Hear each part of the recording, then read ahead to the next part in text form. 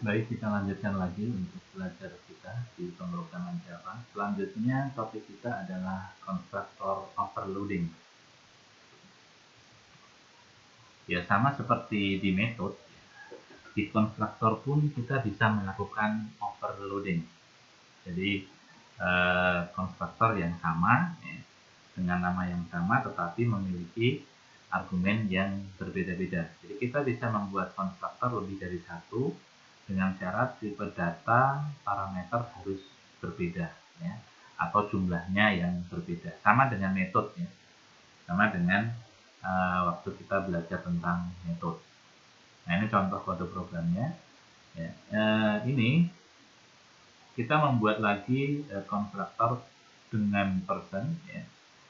Nah, yang ini hanya membutuhkan satu parameter. Jadi ini contohnya kan baru sederhana sekali ya. Nanti bisa jadi pada saat kita membuat program yang lebih rumit ya, hal ini bisa kita lakukan ya dengan perbedaan parameter-parameter yang diharuskan dalam kita membuat objek.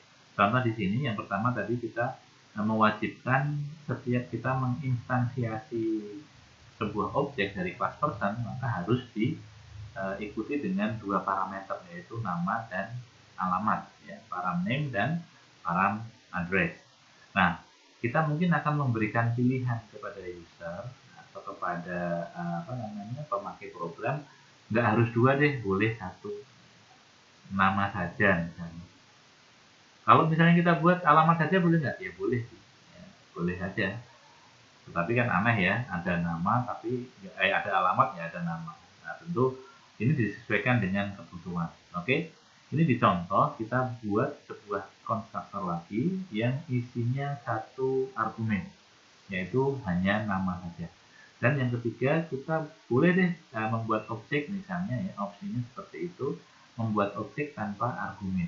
Maka kita buat sebuah konstruktor yang nggak ada isinya. Nah, misalnya itu boleh-boleh saja. Nah, contoh seperti itu boleh terjadi ya. Jadi memberikan opsi kepada user untuk membuat objek dengan berbagai alternatif pilihan parameter. Ya. Kemudian bagaimana cara kita memanggilnya? Sama nanti oleh Java dia akan diseleksi sendiri. Oleh Java dia akan diseleksi disesuaikan berapa parameter yang disebutkan pada saat menginstansiasi objek. Ya, contohnya seperti ini. Nah, kemudian di aplikasinya kita buat objek new. Misalnya ini ada dua parameter nih. Ini menggunakan konstruktor person yang dua parameter. Kemudian ada yang satu parameter. Kemudian ada yang tidak menggunakan parameter. Nah, jadi ini boleh ya. Karena apa? Karena di dalam kelas person ini kita memiliki tiga konstruktor yang parameternya berbeda-beda. Ada yang dua, ada yang satu, ada yang tanpa parameter. Nah, maka pemanggilannya juga boleh. Yang ini berarti menggunakan konstruktor yang dua. Yang ini menggunakan konstruktor dengan satu argumen. Yang ini konstruktor yang tanpa argumen. Ini ya, ini disebut dengan konstruktor overloading. Ya, jadi dia bisa memilih dengan sendirinya mana yang cocok. Ya. Tapi syaratnya tadi ya, membuat konstruktor overloading itu harus argumennya beda jumlahnya maupun atau beda tipe datanya. Nah, pemanggilannya sama. Oke, kita kembali coba ke kode. Silahkan dibuka di netbeans-nya. Nah, di sini kita lihat ya, ini masih yang sebelumnya, person, ya, kemudian masih satu konstruktor. Kemudian kita tambahkan lagi konstruktor berikutnya, misalnya person. Kita cuma isi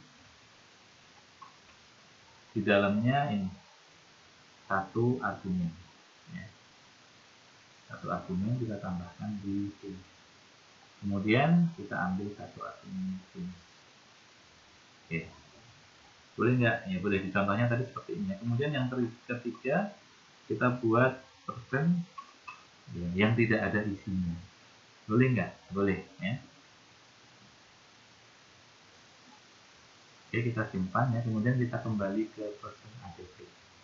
Nah, ini tidak ada perubahan ya, karena memang ini cara pendefinisian tadi yang sama. Nah, ini meskipun ada 3, ya kita panggilnya sama semua, masih 2. Jadi di sini 2, jadi nggak ada error ya. Sekarang kita ganti, ya, kita sederhanakan saja program ini. Kita gunakan cara yang ini ya, yang kedua ya. Misalnya begini. Kemudian person 3-nya juga sama, ya sederhana aja programnya. Nah, kita gunakan metode atau cara penulisan yang sama. Yang penting Anda sudah tahu ada 3 cara penulisan. Nah, ini saya hapus. Kalau tadi sebelum kita membuat konstruktor yang overloading yang hanya memiliki 1 argumen, tentu deskripsi ini, pembuatan objek ini akan dianggap salah karena argumennya cuma 1 ya. Atau ini kita habiskan, kita nggak pilih argumen. Nah, maka ini juga sebelum kita membuat ini dianggap salah karena tadi ya alasannya kalau hanya 1 maka dia wajib ada 2 parameter wajib. Nah, sementara kita sudah membuat nih kalau misalnya argumennya cuma 1 atau argumennya nggak ada sama sekali. Nah, ini penulisan ini jadi tidak error. Ini disebut dengan konstruktor overloading ya. Dengan kelas yang sama tapi dengan konstruktor yang sama tetapi argumennya berbeda-beda sesuai dengan keadaan gitu ya. Dan nanti kalau ada contoh program yang lebih kompleks mungkin bisa lebih terlihat bedanya di mana. Tapi karena ini masih sederhana, mungkin Anda mungkin bingung. Tapi justru ini lebih mudah ya. Oke, kalau kita run juga hasilnya akan sama. Ya, sama ya. Tetapi yang terakhir ini Anda perhatikan ini nama saya 0 ya, 0. Karena kita tidak isi ya, tidak isi argumennya, maka dia menjalankan ini personnya 0 ya, nggak ada isinya karena name-nya kosong. Oke, gitu ya. Ini konstruktor overloading. Baik, kita kembali ke slide coba.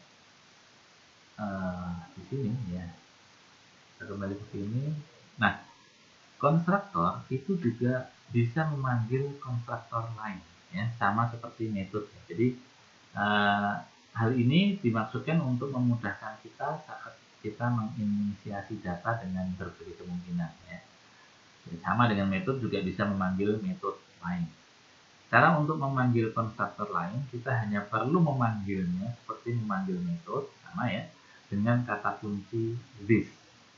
Ya, dengan kata kunci this maksudnya itu this class gitu ya. Oke, contohnya seperti apa? Nah, contohnya seperti ini.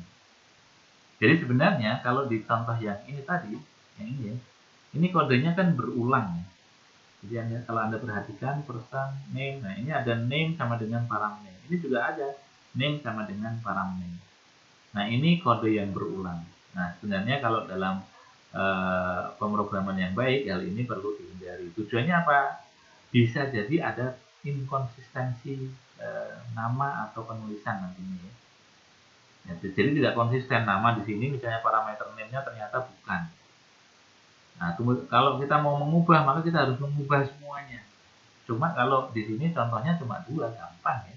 Tapi kalau nanti kita sudah punya banyak ya, mengubah baris kode yang tujuannya sama, semuanya harus dirubah, itu tentu merepotkan. Oleh karena itu, kita cukup memanggil konstruktor yang ini, yang person ini dari sini ya. Dengan cara menggunakan kata kunci this. Efeknya apa? Nanti kalau ada perubahan cukup yang dirubah yang di reference-nya, yang di konstruktor yang dituju. Contohnya di sini tadi. Nah, ini. Kalau kita mau mengubah misalnya ini atau variabel name ini ya, maka kita cukup mengubah yang ada di sini. Ini mengikuti yang konstruktor person ini, dan ini juga akan mengikuti. Jadi ini lebih stabil dalam pembuatan program lah, soalnya begitu ya. Jadi tidak ada nanti tidak konsisten penulisannya ya. Ini untuk contoh konstruktor yang memanggil konstruktor lain. Jadi kita kembali ke kode di sini ya.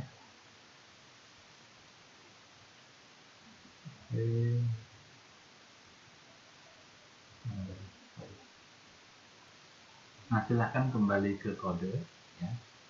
Kodenya ini berarti kita ganti ya. Kita ganti dengan kata kunci this ya.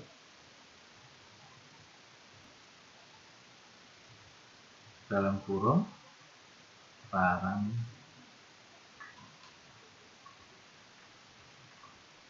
ya, karena kita mau mengambil atau merujuk gitu ya, mereference ke yang konstruktor yang sebelumnya, maka kita harus memberikan dua argumen. Nah, karena kita hanya memiliki satu di sini ya, ini hanya satu, kemudian yang kedua apa, kita isi aja gitu ya. Nah, artinya apa? Saat kita memanggil konstruktor person dengan satu argumen, sebenarnya ya, Java akan memanggil konstruktor dengan dua argumen, yaitu ini ya, dengan dua argumen, tetapi argumen yang kedua null. Kenapa null? Karena kita hanya memiliki satu parameter di konstruktor ini. Nah, jadi paham ya? This param name null, artinya ini memanggil konstruktor ini gitu ya. Kemudian kalau yang di sini di person berarti this, karena dia kosong kita ambil aja this null, karena dia nggak ada isinya ya. Nah, this null, dia nggak ada isinya. Kita mau mereference apa? Karena nggak punya parameter. Kenapa nggak null Pak? Jangan null gitu. Boleh sih ya, boleh aja. Tetapi kan kita cukup mereference yang ini ya, satu aja, ngapain buat dua, karena tujuannya kita kan efisiensi kode ya, nggak perlu menulis yang tidak penting, karena ada yang konstruktor yang cuma punya satu argumen, maka di sini kita isikan null saja. Jadi jangan bingung ya, Pak kenapa ini nggak cuma satu yang null. Nah, kalau satu ya kita nggak ada gunanya, kita this parameter nanti akan error kalau kita isi satu ini, kan error, itu kan error kan. Kenapa error? Ya karena this parameter satu tuh dia sendiri, nggak bisa ya, maka dia harus merujuk ke konstruktor lain.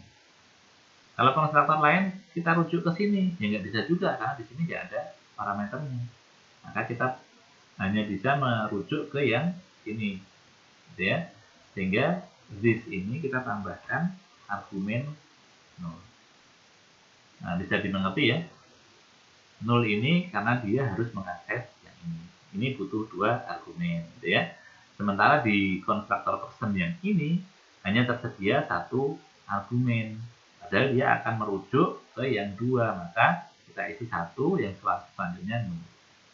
Kalau yang di sini, ya, yang di sini kenapa cuma satu Pak? Kan bisa dua, ya sama tadi yang seperti yang saya sampaikan. Null boleh, ya, karena dia tidak memiliki argumen, berarti tidak ada yang bisa dimasukkan ke sana. Nah, tapi karena tersedia satu dan juga tersedia dua, maka kita memilih yang satu aja, karena kodenya jadi nggak double lagi, seperti tujuan kita membuat konstruktor overloading. Oke, bisa dimengerti ya, ini konstruktor yang memanggil konstruktor lain. Jadi kalau kita run di sini ya sama, masih sama, nggak ada bedanya. Ini hanya efisiensi kode saja dan keterbacaan yang penting. Di kodenya lebih mudah dibaca. Oke, itu untuk konstruktor overloading.